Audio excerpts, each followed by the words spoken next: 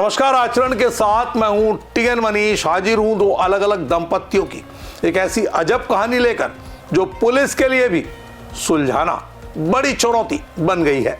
कभी कभी पुलिस के पास पारिवारिक मामलों से जुड़े ऐसे विवाद आते हैं जो 7 फेरों के संबंधों पर नैतिक पतन की चौंकाने वाली कहानी साबित होते हैं। ऐसे ही 2 शादीशुदा जोड़े किस तरह शादी के कई साल बाद बिखर गए, उससे जुड़े पीड़ित पति और पत्नी पुलिस की शरण में पहुंचे। चौंकाने वाली बात यह है, ग्वालियर में 2 अलग अलग परिवारों के पति और पत्नी एक दूसरे के जीवन साथी के साथ फरार हो गए। पीड़ित पति और पत्नी इसकी शिकायत लेकर पुलिस अधीक्षक कार्यालय पहुंचे, मामले में उचित कार्रवाई करने की मांग की। आप भी सुनिए अलग अलग परिवारों से जुड़े इन दोनों पीड़ितों की व्यथा।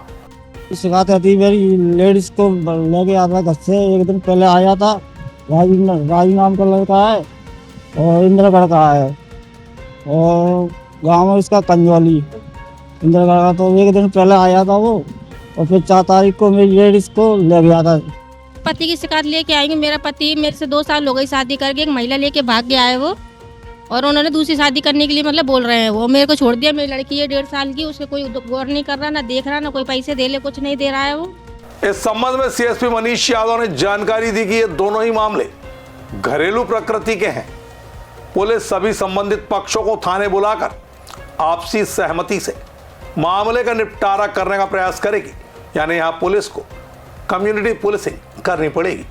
थाना बिजौली का एक मामला था जिसमें कल्याण सिंह जो कि पति थे, जिनकी पत्नी काफ़ी दिनों से चली गई थी, जिसको 18/1/2026 को थाना बिजौली में दस्तयाब किया गया था।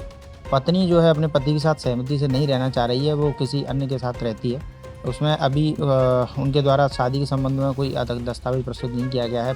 दरअसल एसपी ऑफिस पहुंचे कल्याण सिंह ने आवेदन में बताया कि उनकी पत्नी किरण से शादी 2015 में हुई। 3 बच्चे हैं, 2 बेटियां और 1 बेटा शामिल है। कुछ दिनों पहले उनकी पत्नी से अनबन हो गई तो किरण ने कहा कि वो अब उनके साथ नहीं रहना चाहती, किसी और से शादी कर रही है। इसी दौरान किरण के पास राजू केवट नाम का व्यक्ति आया और घर का सारा सामान लेकर वो राजू केवट के साथ चली गई। इस संबंध में थाने में शिकायत दर्ज कराई। इसके अलावा किरण हमारे नाबालिग बेटे को भी अपने साथ ले गई। बाद में जब किसी तरह राजू केवट का मोबाइल नंबर तलाश कर उससे संपर्क किया गया तो उसने बताया कि उसने और किरण ने शादी कर ली है। वहीं एसपी ऑफिस पहुंची राजू की पत्नी भारती ने बताया राजू से उसका प्रेम विवाह हुआ था।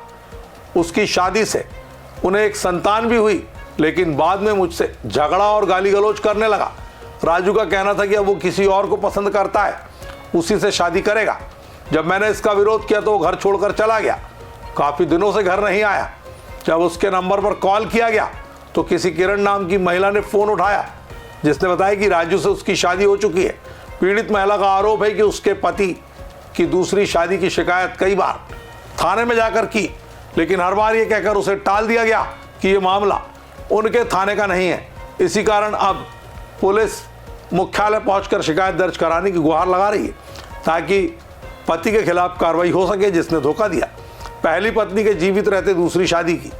फिलहाल पुलिस का कहना है घरेलू मामलों में थाने पर सभी पक्षों को बुलाकर आपसी सहमति से हल निकालेंगे।